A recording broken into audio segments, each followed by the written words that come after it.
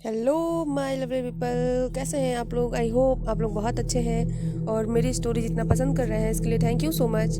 तो आज मैं आप लोगों के लिए बहुत सारी हॉरर स्टोरीज लेकर आई हूँ बैक टू बैक। तो खुश हो जाइए। अगर आप मेरे चैनल पर नए हैं तो जल्दी से चैनल को सब्सक्राइब कर लीजिए। स्टोरी पसंद आए तो लाइक कीजिए और शेयर कीजिए। चलिए आज की पहली स्टोरी स्टार्ट करते हैं। पहली स्टोरी है भूतिया ढाबा।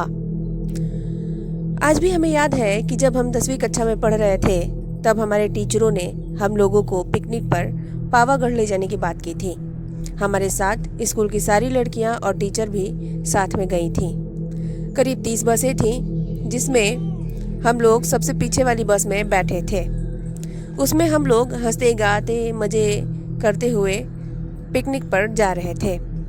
तभी हमारी बस का एक टायर फट गया और गाड़ी जंगल में खड़ी हो गई।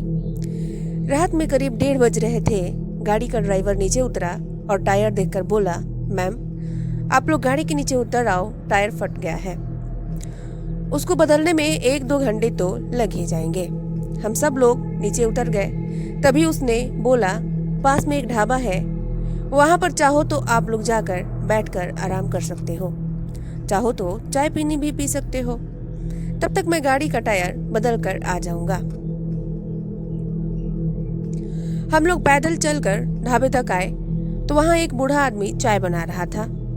हम लोग चाय पी रहे थे कि नज़र मेरी ढाबे के ऊपर गई तो मैंने देखा कि जैसे कोई सफ़ेद साड़ी पहनकर, बाल खोलकर, लाल कलर की लाली लगाकर जोर जोर से हंस रही थी।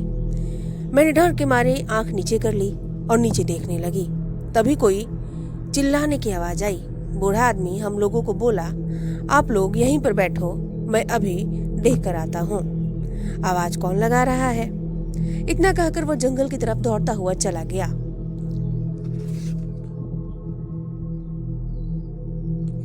हम तो पहले से ही डरे हुए थे। अब तो मानो शरीर का खून भी सूख गया था। उसी समय हमारी एक सहेली को खून की उल्टियां होने लगी।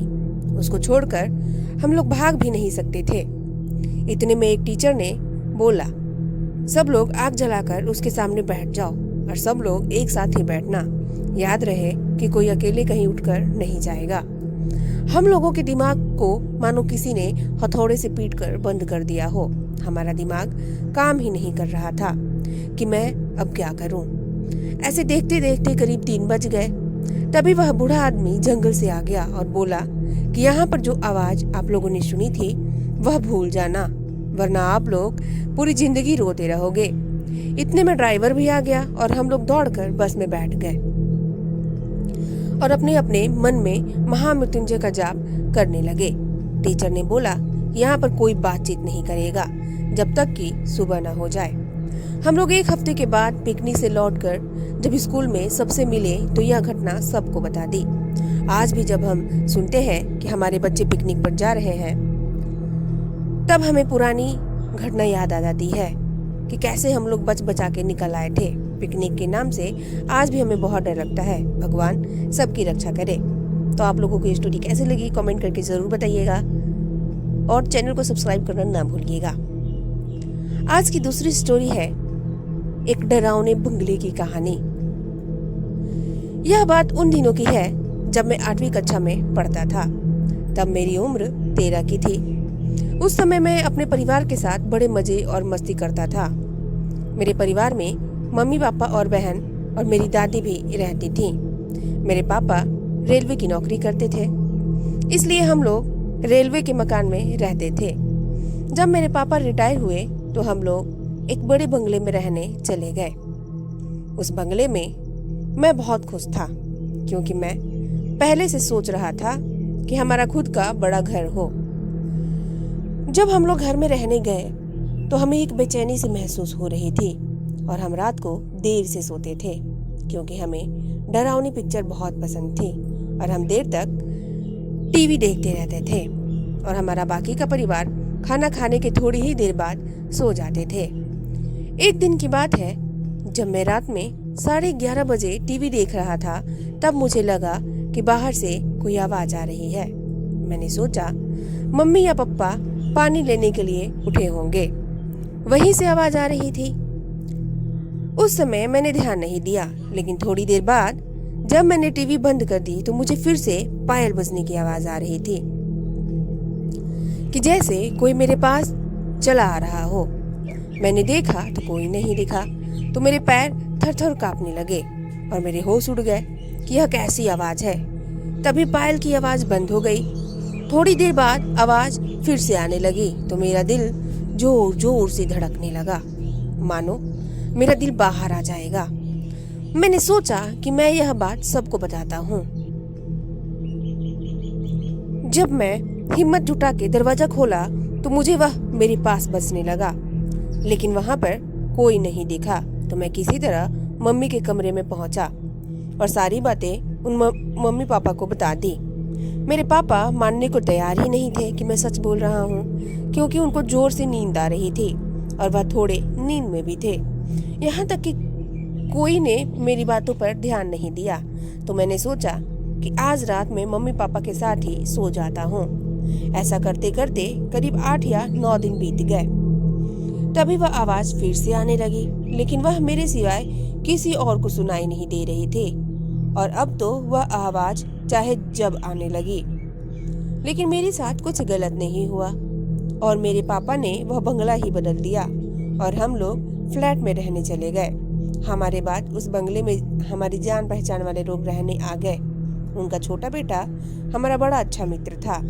एक बार वह हमसे मिलने हमारे घर आया तो हमसे पूछने लगा कि एक बात मैं तुमसे पूछ रहा हूँ, सच सच बताना कि उस घर में कभी तुमने किसी के चलने या फिर पायल बजने की आवाज सुनी थी? तब तो हमें पक्का यकीन हो गया कि उस घर में कुछ तो था और मैंने फिर से अपने परिवार को बताया। तब उन लोगों ने हमारी बातों पर यकीन किया। अब मैं सच बोल रहा हूँ और जो लोग वहाँ पर रह रहे थे उन लोगों ने उस घर में पूजा पाठ कराया तो पता चला कि यहाँ पर 7 औरतों ने एक साथ फांसी लगा ली थी और यह उन्हीं की आत्मा थी। आज मैं करीब 70 साल का हो गया हूँ, फिर भी उस घर में जाने से मेरे रोंगटे खड़े हो जाते हैं और उस घर की बात सुनकर मैं आज भी बहुत डर जाता हूँ। तो आप लोगों को यह स्टोरी कैसी लगी प्लीज कमेंट करके जरूर बताइएगा। स्टोरी पसंद आई हो तो लाइक कीजिए, शेयर कीजिए और चैनल को सब्सक्राइब करना ना भूलिएगा। तो चलिए आज की तीसरी कहानी स्टार्ट करते हैं। मैं दिल्ली के एक फैक्ट्री में साफ सफाई का काम करता हूँ। मेरा घर फैक्ट्री से 5 किलोमीटर की दूरी पर है। मेरे पास एक साइकिल है जिससे मैं अपने घर से फैक्ट्री और फैक्ट्री से घर आता जाता हूँ। एक दिन जब मैं फैक्ट्री से घर जा रहा था तो रास्ते में मुझे एक लड़की दिखाई दी और वह मुझे घूर घूर के देख रही थी। मैं उसे टालते हुए अपने घर की ओर निकल पड़ा। मैं उसके पास रुका भी नहीं क्योंकि मुझे उस लड़की से डर लग रहा था। वह लड़की कई दिनों तक मुझे देखती रहती थी। एक दिन वह लड़की वहां पर नहीं दिखाई दी तो मैं सोच में पड़ गया, ऐसा क्या हुआ जो वह लड़की आज नहीं आई। फिर मैं अपने घर की तरफ निकल पड़ा। 1 हफ्ते बाद मेरे घर पर एक चिट्ठी आई और मुझे पता चल गया था कि यह चिट्ठी उसकी ही है। उसमें उसका नाम प्रीति लिखा हुआ था और उसमें से एक फोटो निकली थी जो कि उस लड़की की थी। मैं चौंक गया कि उसे मेरा पता कैसे चला। उस चिट्ठी में लिखा हुआ था कि कल जब फैक्ट्री से निकलो तो जहाँ पर मैं खड़ी रहती हूँ वहाँ पर मेरा इंतजार करना। उसके दूसरे दिन मैं वहाँ पर पहुँच गया तो वह लड़की वहाँ पर नहीं खड़ी थी। मैंने काफी इंतजार किया, फिर मैं अपने घर की तरफ चल दिया और तभी मुझे याद आया कि वो जो चिट्ठी आई थी उसमें उसका पता तो होगा ही। फिर मैं उसका पता पढ़कर उसके पते के अनुसार उसके घर मिलने लिए गया। दरवाजा खोलते ही एक आदमी आया और बोला कि क्या काम है। तो मैंने बोला कि मुझे प्रीति से मिलना है। तो उस आदमी ने बोला कि मैं उसका पापा हूँ और प्रीति को मरे हुए 2 महीने हो चुके हैं। मेरे हाथ पांव कांपने लगे। मैं सोच में पड़ गया था कि वह लड़की जो मुझे रास्ते में मिली थी और जिसने मुझे चिट्ठी भेजी थी वह कौन होगी। मुझे लगा कि वह उसकी आत्मा होगी। तभी प्रीति के पापा ने मुझे दिखाया कि देख लो, उसकी तस्वीर पर माला पड़ा हुआ था।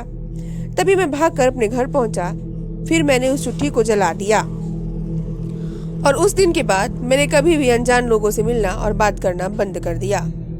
तो आप लोगों को ये स्टोरीज़ कैसी लगी प्लीज़ कमेंट करके ज़रूर बताइएगा। स्टोरी पसंद आए तो लाइक कीजिए, सब्सक्राइब कर दीजिए चैनल को, प्लीज़ दिल से सपोर्ट कीजिए और चैनल को सब्सक्राइब करना ना भूलिएगा। बेल आइकन को प्रेस कर दीजिए ताकि मैं जब भी स्टोरी डालूँ आप लोगों तक नोटिफिकेशन तुरंत पहुँचे। चलिए मिलते हैं नेक्स्ट मज़ेदार स्टोरी में, तब तक के लिए बाय बाय, टेक केयर।